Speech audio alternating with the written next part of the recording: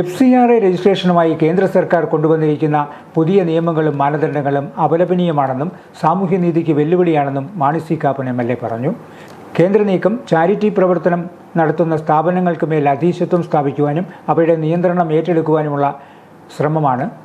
കോടിക്കണക്കിന് രൂപയുടെ വിദേശ ഫണ്ട് ഉപയോഗിച്ച് കത്തോലിക്ക സഭ ഉൾപ്പെടെ നടത്തുന്ന ചാരിറ്റി പ്രവർത്തനങ്ങൾ തടസ്സപ്പെടുത്തുവാനുള്ള സംഘപരിവാർ അജണ്ടയുടെ ഭാഗമാണ് ഈ നീക്കമെന്നും മാണി സി കാപ്പൻ ആരോപിച്ചു.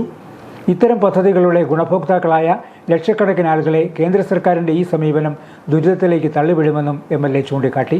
തെരഞ്ഞെടുപ്പ് പര്യടനത്തിനിടെ മുത്തോലിയിൽ പ്രവർത്തകരെ അഭിസംബോധന ചെയ്ത് സംസാരിക്കുകയായിരുന്നു മാണി സി കാപ്പൻ. UDF നേതാക്കളായ advocate Biju Punnathanam, Josemon Mundakkal, professor Satheesh Chollani, Santhosh Kavukattu, Kuriakose Padavan, George Pulinkad, Rajan Kollamparambil, Raju Konattu, Haridas Adimathra, Shibu Pooveli തുടങ്ങിയവർ പ്രസംഗിച്ചു.